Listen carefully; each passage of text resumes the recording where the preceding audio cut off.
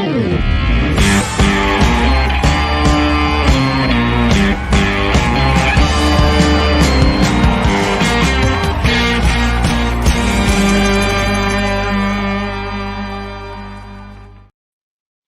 everybody, thanks for joining us here on Beach Boss. This is going to be a special edition, as you'll note, because it's, a Thursday and not a Friday this week. But that is because we want to talk a little bit about Breeders' Cup, and of course that begins on Friday. So I'm Michelle Yu, I'm your host. I'm joined right now by the boss himself, Mr. Ray Paulick. And we're going to have a special guest, I hope. Gary Stevens is going to be showing up to throw down with you, Ray, but he might be a little scared right now. Yeah, maybe he heard, how badly it went for the guest handicappers last summer and didn't want to be embarrassed. I don't know. Yeah, I gotta ask, did you? What was the final tally? Did you win overall versus all of our guest handicappers, or no? I did, yeah. You did? Yeah, I think I know that Jonathan Kinchin beat me with his $2 show bet, and there might have been one other one, but I did all right. I think Christina and Billy both did good, didn't they? Billy Koch and Christina Alvarez. I beat Christina barely. Right. In fact, she had Lexingtonian, didn't she? And I had Collusion Illusion. Yeah. Right. And I mean, it was a long nose, wasn't it? It was the longest nose. I think that Todd Schrupp last week, who was our guest, was bragging about how easy it was to beat you, but he could not do so. Yeah, we both bombed out last week on Saturday. On Sunday, I had strong constitution in the Let It Ride, and I think I let it ride with $100 to win on him. So, you know what? I have to commend you on your boldness to go $100 to win. If someone gives me $100, I'm like, okay, I might put like 50 to win, but then the rest of it, I'm going to spread all over. It's very hard to have one pick. Well, I'm trying. There's two contests here. There's the head-to-head for the weekend race, and then there's the rest of the meeting. And I'm trying to, I don't want to just build the bankroll a little bit at a time. If I like a horse, I want to, bet it all. So don't forget, if you want to play along, you can beat Ray as well. You just go to dmtc.com/contest. It is free to enter. Eventually, we'll be giving away some great prizes, including tickets to next year's Breeders' Cup, which will be held right here locally at Del Mar. So that should be super exciting. And all you have to do is out-handicap Ray. Apparently, our guest handicappers can't really do it, but I think a good amount of at-home handicappers have done a really good job. They did. And I forgot last summer, the person that won it, that won the same prize, won the 2 tickets. Awesome. That is super cool for him. Yeah. As we talked about, it's going to be Breeders' Cup time coming up this weekend, Ray. And we did have a couple of Del Mar winners who are running at Breeders' Cup: Collusion Illusion, aforementioned, as well as CZ Rocket, Maximum Security, and Red King. I mean, overall, do you have a big Breeders' Cup pick? Who's going to be your big play? I don't play favorites in the Breeders' Cup because the prices are just too good. And there's a couple of horses I really like. One of them is there's Gary. One of them's in the juvenile, and then you can get to Gary is sitting on Go in the juvenile, going against one of the biggest favorites of the weekend in Jackie's Warrior. All right, I like it. Gary Stevens, welcome into Beach Boss here. Going to try and beat Ray. And Gary, I'll throw you right under the bus. Do you have a Breeders' Cup pick that you like best? I mean, these races are so wide open. I'm with Ray on his best bet, but I'm super interested in the distaff. I think it's sort of like a rematch of the Beholder. Songbird, 3-year-old against the older mare, seasoned, and I can't wait to see that. I think it might be one of the most interesting races, along with the Classic. But no, I'm not going to throw myself under the bus. I'll let Ray throw me under the bus, or you throw me under the bus. But I'm super excited just to be watching these races. Wait, since you segued into Beholder so well, I do know that's got to be your best memory of Del Mar, right? Is Beholder winning the Pacific Classic by 158 lengths? Yeah, the only thing that topped it was when she won the distaff. A couple of years later, she's was just something very special. And that day, I'd never had a horse perform like she performed. It was probably the best performance of any racehorse that I ever rode in my career on that Pacific Classic day. I don't think there's a horse that I rode throughout my career that could have beaten her on that day. And therefore, that's when people say, who's the best you rode? And I say Beholder, because on that day, she was the best that I ever sat on. Oh, good. I wanted to watch the replay here. Gary, just since we have it up, can you talk us through the stretch drive? Well, it was just unbelievable feeling. When I dropped into the turn, I had so much horse, and everybody said, man, why'd you move so early at the 3/8 pole? I said, I didn't move. She did. And she was just on cruise control. And I never chirped to her until I hit the quarter pole, and she hit another gear with me. And I was like, are you kidding me? Is this really happening? And it's just a unbelievable feeling, and something that's gonna live with me until I die. Oh, I have goosebumps just watching that all over again right there. Can I ask Gary a question about that race? Of course. Provided I was able to stay in the saddle, do you think I could have won with her in the Pacific Classic? I'm pretty sure you could have, Ray. She could have carried. She probably could have carried a couple of feed sacks around with her that day.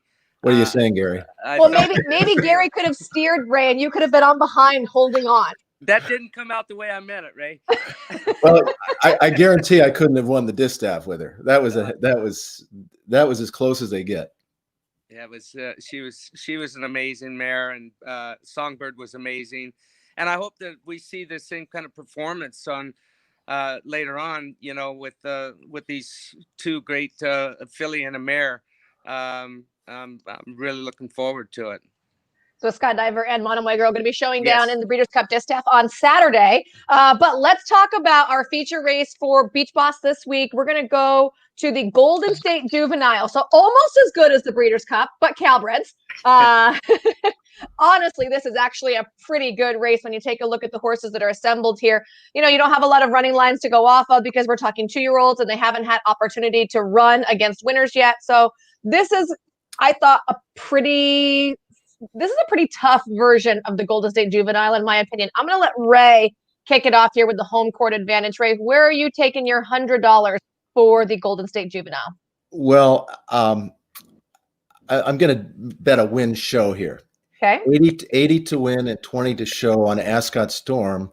And the reason is I really liked the debut. What was it? 4 3/4 length win in October. And I saw that it was Hector Palma at the time, who was really good developing young horses. And then it was privately purchased by West Point, now with John Sadler. So I called Terry Finley actually after I made the selection and said, what did you like about this horse? And he said, we had a horse running against Ascot Storm that day. And this horse ran like a scalded ape. And I've never actually seen it. That's pretty fast. And he said John Sadler was looking at the horse every day, and he says, let's see if we can buy the horse. So, there's a reason they went for it, and that's good enough for me. Now, he did break from the rail on debut. Obviously, was clear, but he was kind of on the lead by himself that day. Do you think that's going to be the case? I don't feel like it. Well, I don't know if the horse has to be on the lead. So, okay. And when you draw outside like that, as Gary will tell you, you've got some options. So, if you've got the horse, exactly. Yeah. All right. So $50 to win, $50. Oh, $80 to win. 80-20. Okay. On Ascot Storm. G. Stevens, where are you going with your Hunsky? I'm gonna put 50 to win on Good with People. He's coming off of a race where he was favored at Keeneland on the turf. That turf course there, I don't trust it. I went in a million times riding horses I thought couldn't get beat. European, American horses, and they got beat. I went in a lot of times riding horses I thought had no shot, and they won. So I don't trust the form of that Keeneland race course, and I'm not knocking it. It's just a sandy, loamy base, and some horses like it, some don't. First time trying turf, he broke his maiden at Del Mar. He ran fast. He's a stallion curling the mischief. There's a lot of good blood there, and I think he's the fastest horse in the race. And then I'm going to take and bet $25 Exacta one way Good with People, the 4-horse with Ascot Storm. I liked everything that Ray had to say about Ascot Storm. I observed the same things. I like his post position. Maybe I'm foolish, not just boxing the two. But I'm going to go ahead and throw Doc Adams, the bottom horse, in there. And I'm going to play one-way $25 exacta with him. Good with people to Doc Adams. So that's how I'm rolling. I like the fact horses. that Gary is using multiple horses. I like that angle. That's a Michelle angle. And I like the fact that you put Ascot Storm in second in your exacta, because if he does that and you're able to hit, that means Ray's completely obliterated. Because he bet win and show. He didn't bet to place. Well, by the time this race happens, I might be completely obliterated in a different way. So. That is true. What time is post for this race? 3:30. I mean, we're gonna be up early. That's 6:30 East Coast time. That's an hour. Oh yeah, for sure. Everyone's gonna be obliterated on that day, I would have to imagine. None of you guys like getting horses off a cutback in distance, huh? That's what I was trying to look at. Going 7 furlongs, it's so challenging. I mean, I was looking at Touchdown Brown to maybe re-rally up the American Pharaoh, or Taco Flavored Kisses with the win at Golden Gate going a mile, and even Play Chicken because he routed first time out. And I love the cutback in distance. I think Taco Flavored Kisses, I think he's the sneaky one here. Terrible name, though. That's a terrible name. I like what I've seen in the horse, and Simon Callahan, he wins races. The horse must be doing well. Coming back on fairly quick notice, after traveling up north. So, hey, it's Calbred race. He's dropping back in off of Open Company last time, winning up north. So he fits with these horses. And look, when I started looking at this race, and I got to admit, never looked hard until this morning, and I'm like, man, this is a tough Calbred race right here. Absolutely, have to agree. Well, I think you guys had some good picks. It's going to be fun to see you showdown, Gary. So far, our one guest is Ofer, so there's not a lot of pressure on you here to beat Ray. It would be nice if you could, but at least it's not like everyone else has done so. I want to mention a couple things that are going on at Del Mar. We're doing a hashtag Sing with Bing social media contest. So you do your best rendition, whether it's an impersonation, whether it's you just killing it, of where the surf meets the turf. You'd make sure to tag Del Mar Racing. Gary, can you sing with Bing? No. Not even a little? No. Can we? Okay, last year we did like a Pete Rotundo thing where if he lost to Ray, he had to do a Sing with Bing. If you lose to Ray this week, can you do a Sing with Bing for us? Yeah. Yay! I love it. Okay, so not only is there some nice money on the line, but there's a little side wager. If Gary's horse doesn't beat Ray's horse, just head to head, okay? Like your top pick, Sing with Bing. Well, what about if Ray loses? Ray, are you going to do it? Are you up for that? Yeah. Sing with Bing top that. It was as a result of losing to Todd Trupp a couple of years ago through a series of handicapping things we had during the summer meet. So am I going to sing with Bing? This is we got a few more weeks of this. Maybe I can do like an opera or something at the end. How about some Harry Carey? Take me out to the ball game. All right, I like it. I like it. So we'll see if we can get someone to sing with Bing, one of you guys. And don't forget, if you are at home watching this and you send in your Sing with Bing, hashtag Sing with Bing, this is all kind of prepping us up for a year in the future, Breeders' Cup in 2021 at Del Mar. We do have tickets to Breeders' Cup because fans are going to be allowed. So make sure you get those done. And you can do it funny. You can do it dressed up. You can have your kids sing. I mean, whatever whim that you want to do, knock it out and make sure to stick it on social media and tag at Del Mar Racing with the hashtag Sing with Bing.